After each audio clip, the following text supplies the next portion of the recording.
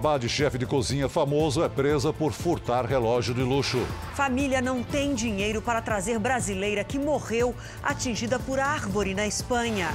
Governo espera economizar 500 bilhões de reais com novas regras do funcionalismo. Com juros baixos, investimento tem que aumentar risco para render mais. Marinha despacha 2 supernavios para combater óleo no Nordeste. Na série especial, a viagem a um paraíso preservado no coração do Brasil.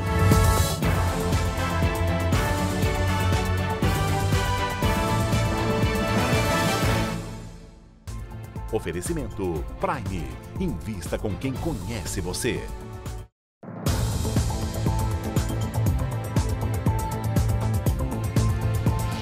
Olá, boa noite para você. A babá dos filhos do chefe de cozinha, Eric Jacquin, foi presa em São Paulo acusada de furto qualificado e falsidade ideológica. A polícia descobriu que a babá havia furtado um relógio de luxo da casa do francês e ainda fez compras com o cartão de crédito da mulher de Jacquin.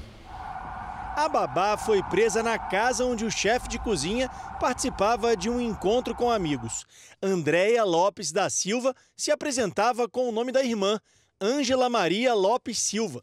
Ela usava a identidade falsa para conseguir emprego e furtar objetos de luxo nos locais onde trabalhava. O chefe de cozinha, Eric Jacquin, contou que contratou a babá por indicação de uma amiga. Foi apresentada para uma amiga que conheceu uma babá fazia mais de 10 anos. Posso confiar essa menina como se confia em mim. Essa é a melhor amiga de minha esposa. A esposa de Jacquin só desconfiou da babá depois de receber essa mensagem de alerta pelo celular, com a foto dela. Um delegado que também estava no encontro foi quem descobriu a verdadeira identidade de Andréia.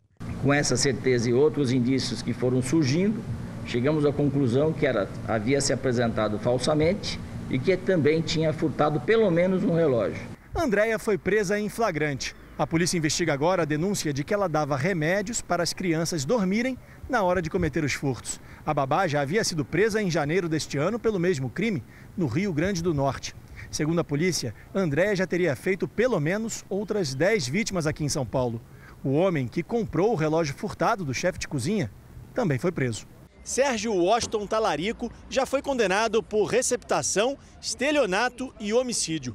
Ele foi detido dentro da loja onde trabalhava, numa galeria famosa no centro de São Paulo, mas vai responder por esse crime em liberdade. Na loja dele, os policiais encontraram mais de 40 relógios importados sem procedência, inclusive o relógio do chefe de cozinha, que foi devolvido hoje. O relógio é um bem material. É uma coisa, meus filhos são tudo que a melhor coisa que aconteceu na minha vida agora. Mas espero que ela vai passar muito tempo sem relógio na prisão. Em Belo Horizonte, uma mãe denunciou uma creche à polícia. Ela reuniu vídeos e acusa os funcionários de agressão contra uma criança de 1 ano e meio. As imagens mostram a funcionária da creche sentada, olhando o celular com a criança ao lado. De repente, ela levanta, arrasta o menino e vai para perto do fogão. Em outro momento, o vídeo mostra novamente a funcionária puxando a criança pelo braço. A mãe fez um vídeo mostrando os hematomas. O ombro machucado, os hematomas, olha aqui. Isso não foi brinquedo, não. A mãe contou que colocou o filho na creche particular há 3 meses. Durante esse período, diz que o menino teve pequenos machucados, sempre justificados pela diretora da instituição. Mas no último dia 30, pelo 2º dia seguido, a criança chegou em casa com hematomas mais visíveis. A mãe usou os vídeos para registrar queixa na polícia e não mandou mais o filho para a creche. Quando eu vi as costas dele, que eu vi que aquilo ali não tinha sido um machucado de brinquedo, de alguma coisa, que eu vi que realmente era hematomas, acabou meu mundo ali. Tentamos conversar com a dona da creche, que não tem alvará da prefeitura, mas ela não quis gravar entrevista. Levamos os registros para o médico analisar. Pode machucar e uma das coisas mais comuns é uma lesão no cotovelo que pode ter, que é uma subluxação da cabeça do rádio, que é muito comum, conhecido como pronação dolorosa. Então aquilo ali pode gerar lesão, sim. O médico também alerta para outras situações inadequadas, como o fato de a criança estar perto do fogão.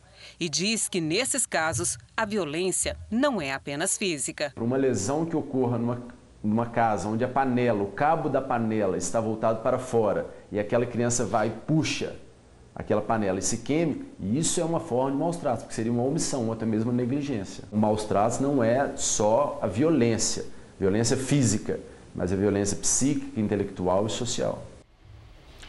O delegado responsável pelo caso disse que só vai falar depois da conclusão das investigações. O Rio de Janeiro vive uma crise com menores infratores. Os locais onde eles ficam apreendidos estão superlotados. Para piorar, agentes de segurança estão em greve desde a semana passada. Um sistema à beira do caos. Nas instituições que deveriam recuperar o menor infrator, não há ressocialização. Rebeliões e brigas de facções são resultado da superlotação nas unidades do DEGASE, o Departamento Geral de Ações Socioeducativas no Rio de Janeiro. Nesta, o número de adolescentes é 14 vezes maior do que a quantidade de agentes recomendada por lei. Um cenário que pode piorar ainda mais com a greve dos agentes de segurança iniciada na última quinta-feira. É muito difícil trabalhar num local onde a lei manda ter um agente para 5 internos e a gente trabalha com a média de 1 para 30. Não dá conta da ressocialização. Na tentativa de diminuir a superlotação, uma liminar do Supremo Tribunal Federal libertou mais de 400 internos. Só que não houve a ressocialização esperada. 1/5 deles cometeu outros atos infracionais e voltou para os centros de recuperação. São adolescentes de 13 a 17 anos de idade que muitas vezes, sem o apoio da família, voltaram a praticar delitos nas ruas do Rio. Nós precisamos de mãos dadas, sociedade, executivo, legislativo e judiciário, obviamente, ter um olhar diferenciado e fazer o investimento certo para que esses adolescentes tenham uma nova oportunidade. Uma brasileira morreu após ser atingida por uma palmeira que caiu enquanto ela andava com a filha em Maiorca, na Espanha. Uma tempestade com fortes ventos deixou vários países da Europa em alerta.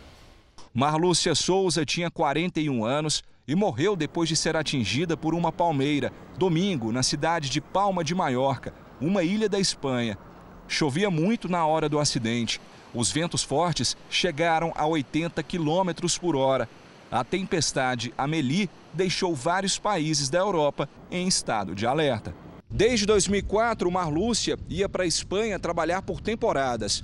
Ela era cuidadora de idosos. Em abril deste ano, a goiana voltou para o Brasil e desta vez levou a filha de 10 anos para morar na Europa. A menina estava com a mãe no momento da queda. Foi a criança quem comunicou à família sobre o acidente. Sem rumo, sem direção, sem nada.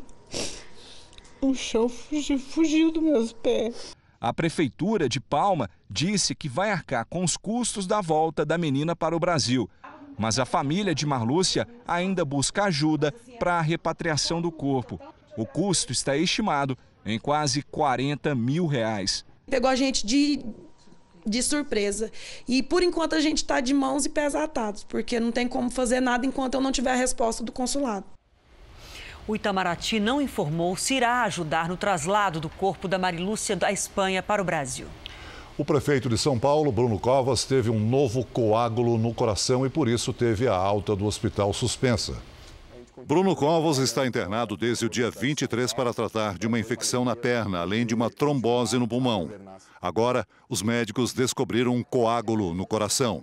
O prefeito de São Paulo já deu início à quimioterapia para tratar um câncer entre o esôfago e o estômago, com metástase no fígado e gânglios linfáticos. Covas tem 39 anos e anunciou que não vai se afastar do cargo durante o tratamento. Com a taxa de juros em queda, a poupança e a renda fixa, que são investimentos conservadores, ficaram menos rentáveis. Segundo os economistas, o investidor vai ter que se mexer para fazer o dinheiro render mais. Já faz um ano que o adestrador de animais, Rodrigo, decidiu aumentar a disciplina nos próprios investimentos. Antes, poupança. Aquela coisa tradicional de vô, vó. Ele passou a aplicar principalmente em renda fixa, investimento que dá retorno de acordo com os juros da economia. Hoje em dia já não é tão grande coisa. A gente pode pode ter investimentos melhores. Durante muito tempo, para os investimentos dos brasileiros, os juros altos foram como um fermento que fazia o bolo das economias crescer. Quanto maiores os juros, mais rapidamente. Com a taxa básica mais baixa da história e podendo cair ainda mais, agora, para melhorar o rendimento das aplicações e aumentar a reserva financeira, é preciso mudar a receita. A taxa de juros veio e deve ficar muito baixa. Para turbinar esse bolo, segundo o economista, um ingrediente não pode faltar: risco maior. Uma pitada de rendimentos variáveis, como fundos imobiliários, e, por que não, uma dose de ações. Vai ter que sair do conforto da renda fixa, vai ter que escolher uma ação. As ações têm um bom retorno no longo prazo, dão bons dividendos, as empresas crescem ao longo do tempo e vão compartilhar com você esse crescimento. Mas para a massa não desandar, é importante não passar do ponto e diversificar o investimento na Bolsa. Os setores que são ligados à privatização, as empresas estatais, prometem uma geração de valor ao longo do tempo, justamente porque vai ter privatização. O setor de petróleo também é outro setor que promete muito, com as mudanças no setor e a abertura do pré-sal. O Rodrigo vai variar mais. É a hora de arriscar conscientemente, né? Afinal, quem não arrisca, não petisca. Não é, Leide? O relatório final da CPI de Brumadinho na Câmara dos Deputados será votado amanhã em Brasília. O Jornal da Record teve acesso a um áudio que faz parte do relatório. Por isso, nós vamos ao vivo até Belo Horizonte falar com a repórter Camila Cambraia. Boa noite para você, Camila. Uma gerente da Vale diz que deu alerta sobre a possível erosão antes de tudo acontecer. É isso mesmo? É isso mesmo. Boa noite a vocês e a todos que nos acompanham. O áudio teria sido obtido 7 meses antes do rompimento da barragem. E ele foi obtido através da quebra de sigilo dos investigados. Quem fala no áudio é a engenheira Marilene Araújo, que era gerente de gestão de estruturas geotécnicas da Vale. Em junho de 2018, ela diz ao então gerente de geotecnia corporativa, Alexandre Campanha, que a barragem B1 em Brumadinho tinha sérios problemas de erosão. O relatório, que será votado amanhã na CPI em Brasília, pede o indiciamento de Marilene, Alexandre e de outros 20 funcionários da Vale e da Tuvsud, empresa que assinou o laudo atestando a estabilidade da barragem. Vamos ouvir. O modo de falha que aconteceu lá na barragem não foi liquefação. A gente não teve processo de liquefação lá. Lá foi um processo de erosão interna. A probabilidade de falha para erosão interna está no intolerável e é a maior probabilidade de falha da barragem. A Vale disse que não teve acesso ao relatório final da CPI de Brumadinho e considera fundamental que haja uma conclusão pericial, técnica e científica sobre as causas do rompimento antes que sejam apontadas responsabilidades. O Ministério Público Federal denunciou o presidente da Ancine, a Agência Nacional de Cinema, por 3 crimes. Christian de Castro Oliveira é acusado de falsidade ideológica, uso de documento falso e estelionato. Segundo os promotores, ele prestou declaração falsa em janeiro do ano passado, quando se preparava para assumir o cargo. O Irã divulgou que 30 novas centrífugas nucleares serão utilizadas para enriquecer urânio. A medida fere mais uma vez o acordo nuclear entre o Irã e as grandes potências. Agora, o Irã opera o dobro de centrífugas avançadas que foram proibidas pelo acordo assinado em 2015. O chefe do programa atômico do Irã, Ali Salehi, afirmou que o país ainda trabalha em um protótipo 50 vezes mais rápido do que o permitido. O porta-voz da Organização Atômica Iraniana enfatizou que a decisão de Teherã em reduzir seus compromissos nucleares ainda é reversível, desde que as outras partes também cumpram seus compromissos. A reação americana foi imediata e hoje a Casa Branca anunciou sanções contra comandantes e oficiais militares iranianos. A União Europeia pediu que o país cumpra os compromissos do acordo. Mais um destaque internacional: foram liberados os depoimentos colhidos durante a primeira fase da investigação do processo de impeachment do presidente Donald Trump. Por isso, vamos ao vivo até Nova York falar com a nossa correspondente Evelyn Bastos. Boa noite para você, Evelyn. Nesses depoimentos, houve uma novidade, tem um depoimento novo aí.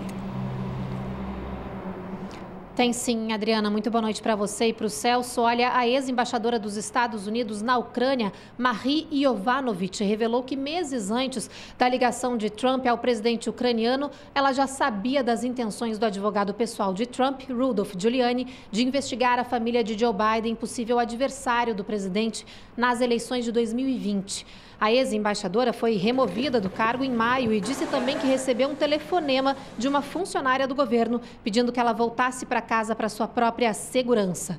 Hoje, Trump disse que a ex-embaixadora deu muitas informações falsas no depoimento e chamou de loucos os democratas que lideram as investigações. Adriana, Celso. Obrigado, Evelyn. Ainda nesta edição, mergulhadores da Marinha vistoriam praias perto de corais e mangues no litoral sul de Pernambuco. E na nossa série especial, uma aventura pelo Jalapão, um paraíso intocado no coração do Brasil.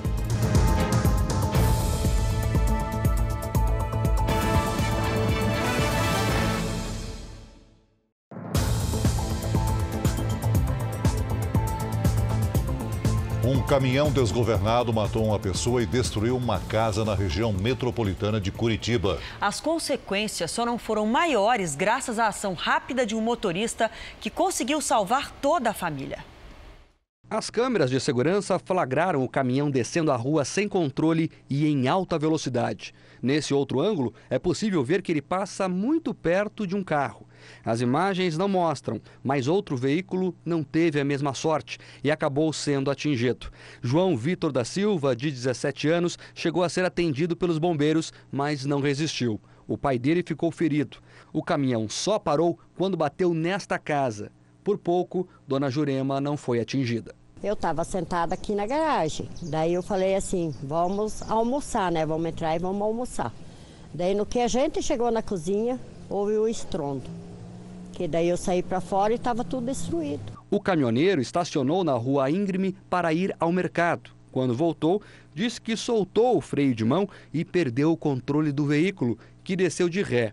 Evandro conseguiu salvar toda a família em uma fração de segundo. Ele dirigia esse carro, que aparece subindo na calçada para não bater de frente com o caminhão. Questão de segundos, assim, um atraso, tipo, se eu bato na caminhonete ou alguma coisa, acho que nós não estaria aqui, não. A ação rápida protegeu a vida dele, da esposa e da filha Sara, de 7 meses. Quando a polícia chegou no local, o caminhoneiro já tinha ido embora. Ele se apresentou na delegacia horas mais tarde. Disse que prestou socorro, mas não ficou mais tempo com as vítimas com medo de ser linchado. Ele deve responder pelos crimes de lesão corporal e homicídio culposo. Agora, uma perícia vai mostrar se realmente houve falta de freios ou foi falha humana. A semana começa com queimadas no Pantanal, calorão no Sudeste, muita chuva no Sul. Hora de falar com a Lidiane. Boa noite para você. Alguma mudança para amanhã ou tudo igual? Tudo igual, infelizmente, viu, Adriana? Boa noite para você aí do outro lado também. Hoje, inclusive, as altas temperaturas em São Paulo e a baixa umidade ajudaram a espalhar as chamas de um incêndio no Pico do Jaraguá, o ponto mais alto da cidade. Voluntários e brigadistas tentavam combater o fogo. No sul, a terça-feira vai ser de bastante chuva com trovoadas e ventania sobre os 3 estados. Tem risco, inclusive, de transtornos em Santa Catarina. No centro-oeste, no norte e também no sudeste, as pancadas podem acontecer a qualquer hora e mal distribuídas. Chove em um bairro, no outro não, o que não alivia em nada a situação das queimadas no Pantanal. Na região nordeste, um sol para cada um e sem nada de nuvens. No Recife faz 34 graus, em Belém até 32. Em Porto Alegre, 22 e em Campo Grande até 35 graus. Tempo delivery hoje para Jô Pereira, que é de Itaboraí, no Rio de Janeiro. Vamos lá. Jô, amanhã continua tão quente quanto hoje. Faz 36 em Itaboraí, depois a temperatura vai diminuir um pouquinho. E em São Paulo, o calor segue com 35 graus amanhã. Amanhã também as pancadas ganham intensidade. Depois, a gente tem que se preparar para uma nova gangorra de temperaturas, viu, Adriana? Que vem essa chuvinha aí. Eu volto amanhã. Até amanhã. Obrigada. A poluição atingiu níveis alarmantes na Índia. Um nevoeiro tomou conta da capital, Nova Delhi. Nas fotos, a diferença na paisagem em agosto e agora em novembro. Voos tiveram que ser cancelados e aulas suspensas. houve rodízio de carros para diminuir a emissão de poluentes. Durante o inverno, a cidade é tomada pela fumaça causada por queimadas agrícolas e gases dos veículos. Uma caminhonete com purificador de ar está num dos principais pontos turísticos da Índia, o Taj Mahal. Tudo para evitar que a poluição afete a construção do século XVII. O governo americano notificou formalmente a ONU sobre a saída do Acordo do Clima de Paris. O secretário de Estado justificou que o pacto é injusto com a economia. Os Estados Unidos são, por enquanto, o único signatário a anunciar a intenção de abandonar o acordo. O processo demora 1 ano para se completar. Veja a seguir, a Marinha despacha 2 grandes navios para combater manchas de óleo no litoral do Nordeste. E na nossa série especial, um lago de água transparente emoldurado pelas pedras de uma gruta. Tudo isso no meio da aridez do Cerrado.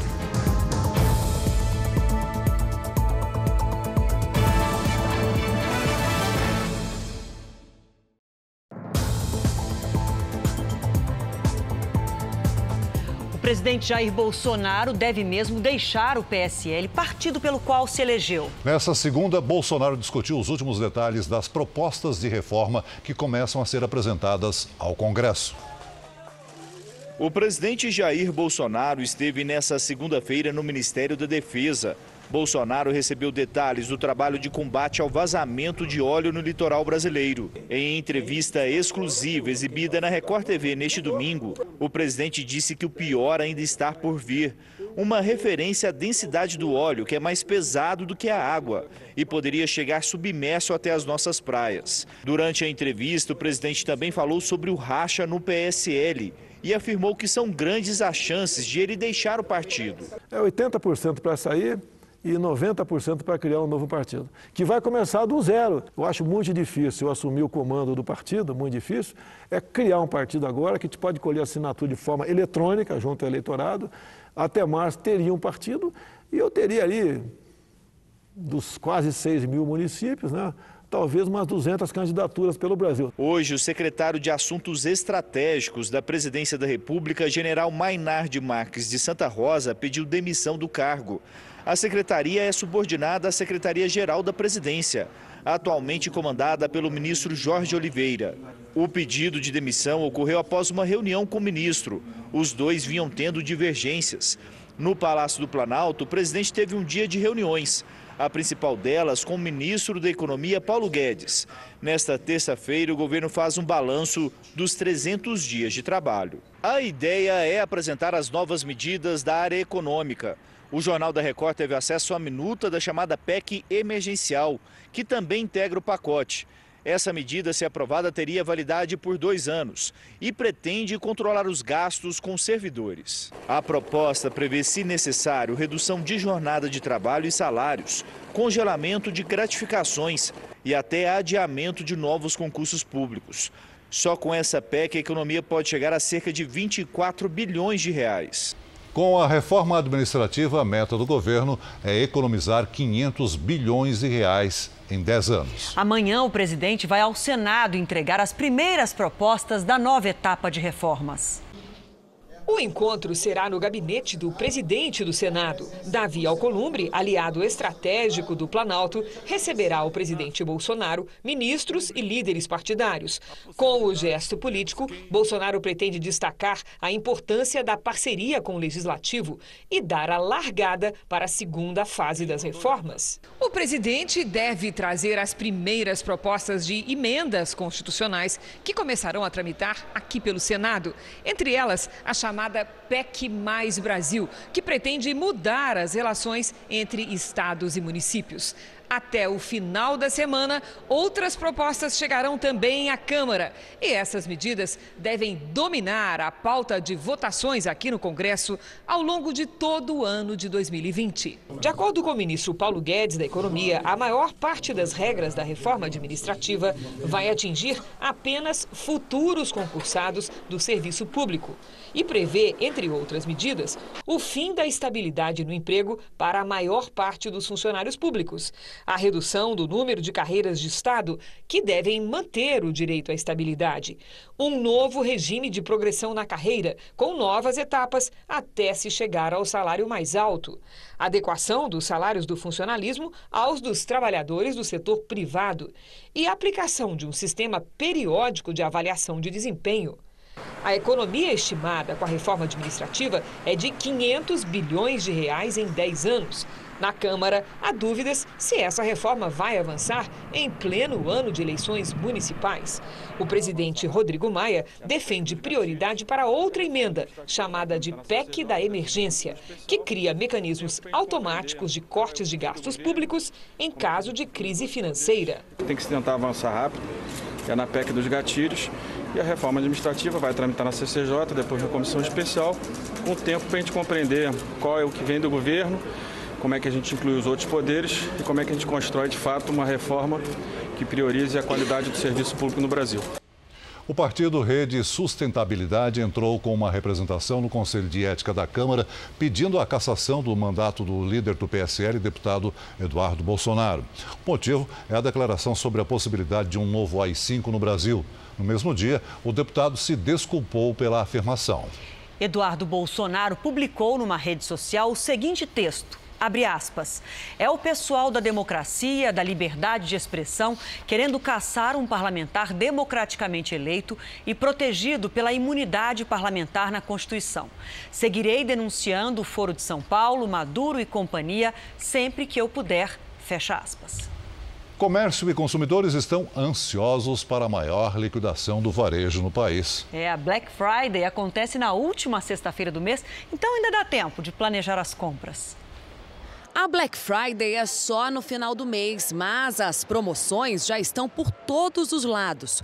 Desta vez, 43% dos lojistas esperam vender mais do que o ano passado. Acho que eu vou mudar meu travesseiro, comprar um travesseiro novo e mais algumas coisinhas. O comércio está mais confiante. Por outro lado, os descontos devem diminuir. A média de preço dos produtos no período deve ficar 24% menor. O ano passado, a queda foi de 30%. Por isso, especialistas já alertam. O consumidor tem que pensar se pode e precisa gastar na Black Friday.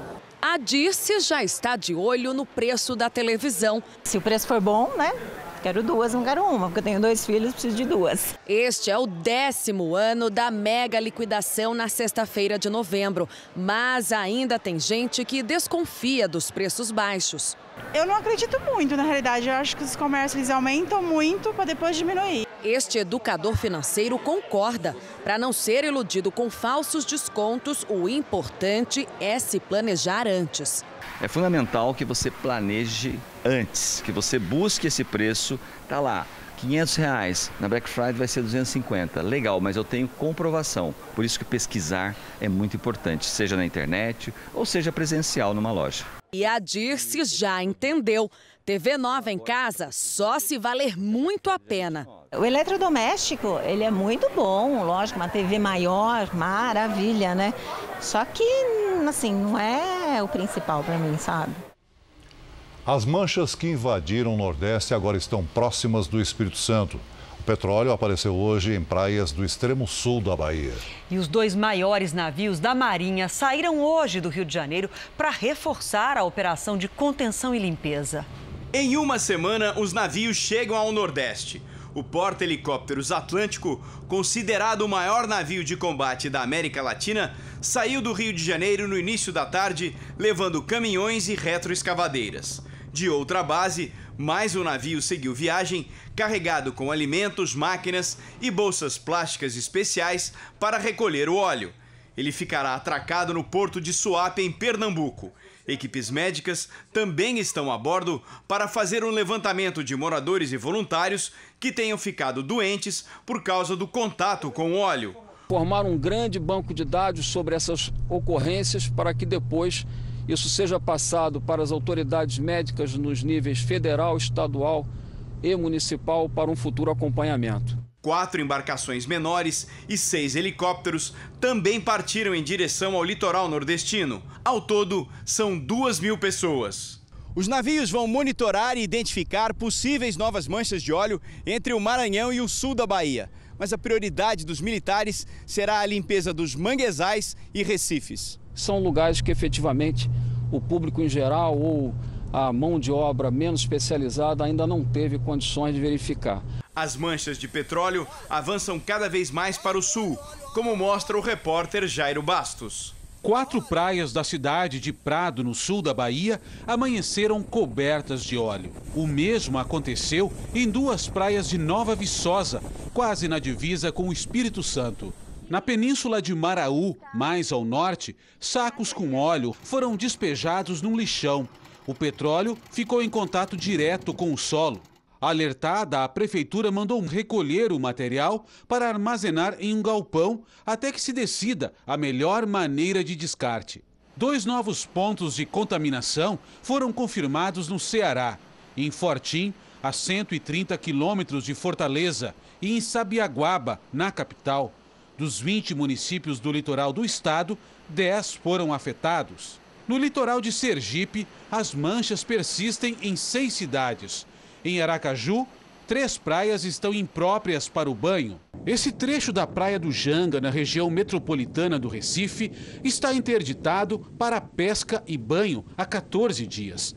A mancha que chegou aqui no dia 23 foi removida, mas as rochas foram atingidas. E cada vez que a maré sobe, o petróleo vem à tona. Então aqui vai ser feito um trabalho de limpeza mesmo dentro dessas pedras para a gente poder soltar esse óleo, né, liberando, para poder fazer uma limpeza bem efetiva aqui. Não há registro de novas manchas no litoral pernambucano. Com a areia limpa, agora a atenção fica em locais que não podem ser vistos aqui da costa. São arrecifes, corais e leito de rios. Em todo o estado, 47 praias e 8 rios foram atingidos pelo óleo. Mergulhadores da Marinha estão vistoriando toda a costa. Nas praias do Cupe, Paiva e na foz do rio Una e Mambucabas, no litoral sul, 760 quilos de óleo foram removidos em corais e mangues. Para evitar que novas manchas atinjam as águas do rio Timbó, em Paulista, uma barreira de contenção com 400 metros foi instalada. No mar, as tartarugas são os animais mais prejudicados. Só entre sábado e domingo, 3 foram encontradas mortas na orla de Aracaju. Hoje, uma apareceu morta em Conde, na Bahia. No litoral do Ceará, foram 44 desde que as primeiras manchas apareceram. As consequências do óleo também podem ser vistas no turismo. O barqueiro Moisés conta que o movimento dele, em Pernambuco, caiu pela metade. O movimento está devagar, é muito raro a turma ligar agora para fazer passeio, com medo de que o piche está na praia, mas não está na praia, nem na praia de Mangue Seco, nem no coroa do avião. Em Brasília, o Comando de Operações deu novas informações sobre a investigação e o combate ao desastre.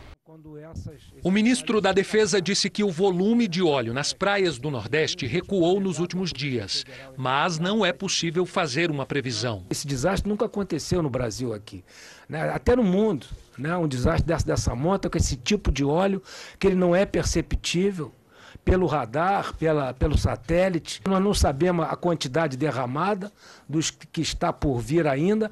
A respeito do Parque Marinho de Abrolhos, na Bahia, por enquanto, a situação está controlada. Eu já adianto que hoje em Abrolhos não tem óleo. Realmente foram muito pequenas manchas que chegaram lá. Até agora, cerca de 4.000 toneladas de óleo foram recolhidas em 110 municípios da costa nordestina.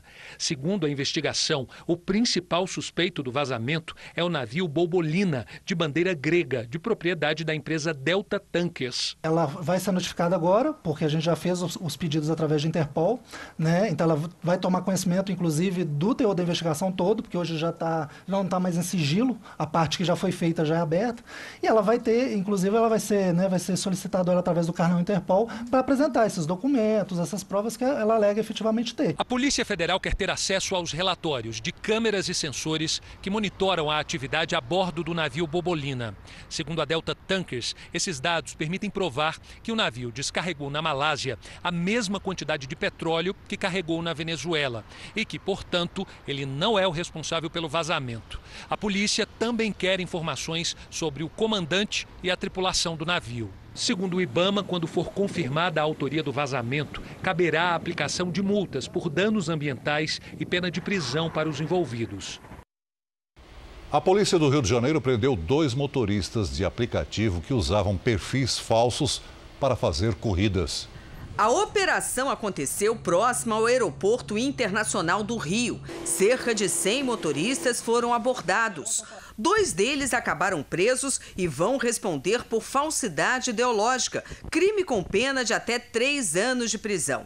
Eles já tinham sido expulsos da empresa de aplicativo por violação do Código de Ética. Segundo as investigações, os motoristas presos só voltaram a trabalhar porque usaram a documentação e os dados de outras pessoas. Assim, criaram perfis falsos dentro do aplicativo e continuaram a transportar os passageiros. Outros 10 motoristas envolvidos na fraude já foram identificados pela polícia. A maioria deles alega que eles têm que trabalhar. Então, eles têm que arrumar um jeito de trabalhar. Então, eles preferem burlar a lei e ganhar dinheiro. Carlos Eduardo trabalha há 2 anos como motorista de aplicativo. Ele explica como os suspeitos conseguem criar os perfis falsos. Ele pega a habilitação de uma pessoa que tem a atividade remunerada, joga no sistema do computador, ele tira a foto do cara e bota a dele. 8 empresas de transporte que operam por aplicativo ajudaram a polícia com informações. Aquele motorista tendo uma fé e pode cometer crimes graves, como, por exemplo, crime de estupro, e aí fica muito difícil da Polícia Civil elucidar qualquer autoria nesse determinado crime. Agora é hora de o Jornal da Record levar vocês para uma viagem ao coração do Brasil. Um lugar que atrai quem quer a aventura de um safari ou só gosta de apreciar a paisagem. Ou ainda, os fãs de banhos refrescantes em águas cristalinas. Vamos então passear pelo Jalapão, no Tocantins, com o repórter Luiz Gustavo.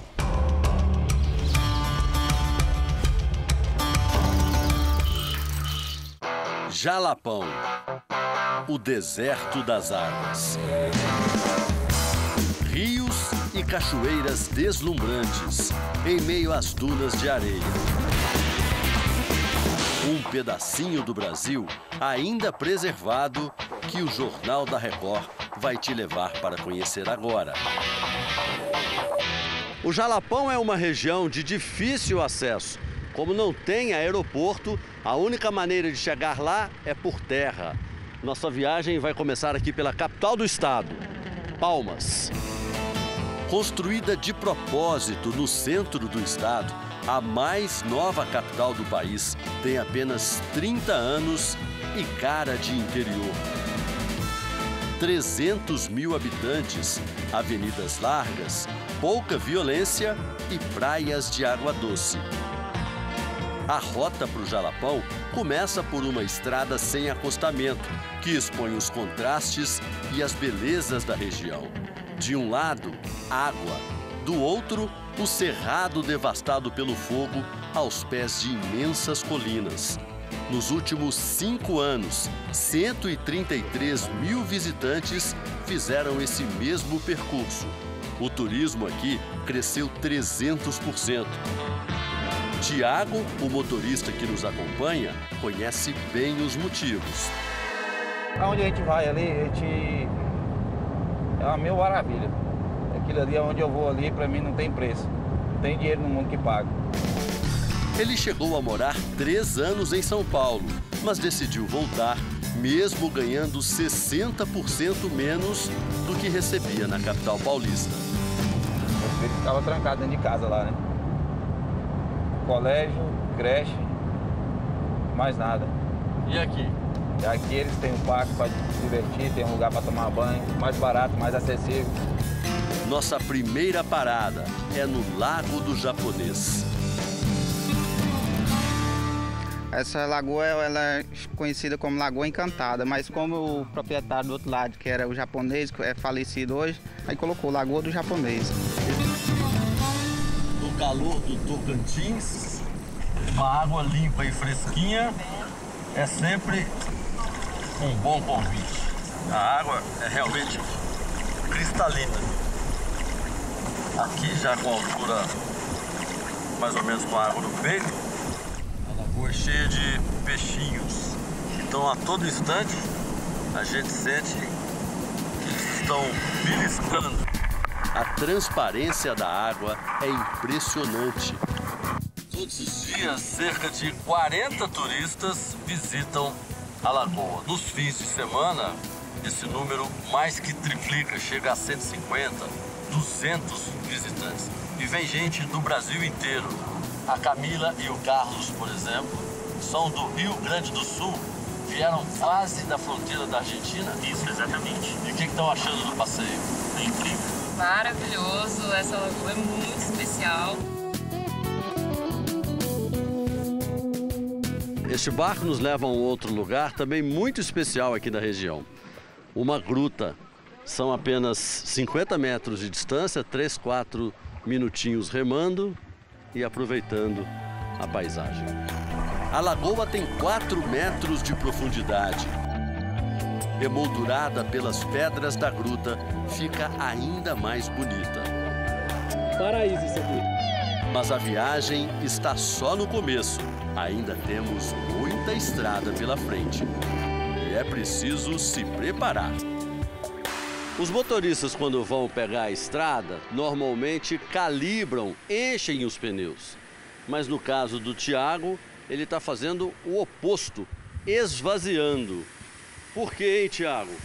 Vai dar mais aderência ao carro. Agora começa a aventura. O asfalto termina aqui na cidade de Ponte Alta.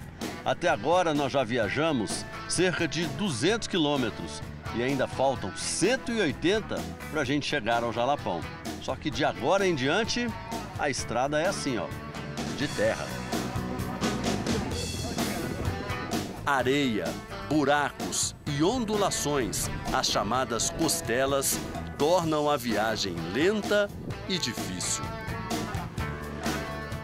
O estado do Tocantins inteiro tem a mesma população de Belo Horizonte. 1,5 milhão de habitantes. Essa baixa densidade demográfica e as dunas de areia fizeram o Jalapão ficar conhecido como deserto. O pôr do sol é um espetáculo que pode ser apreciado de vários pontos da região. A única luz na escuridão agora é a dos faróis do nosso carro. Somos nós e o brilho. Até que da penumbra surge uma dupla de cavaleiros. Os dois moram na região e foram contratados para levar um rebanho a uma cidade vizinha.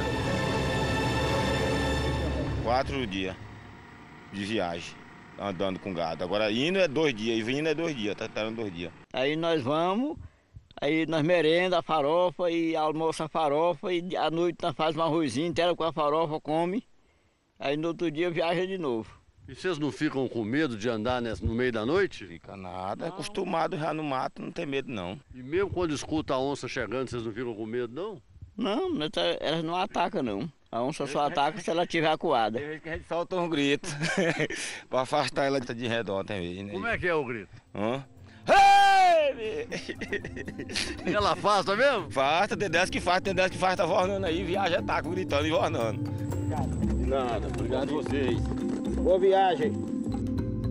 Finalmente chegamos a Mateiros, a cidade mais próxima.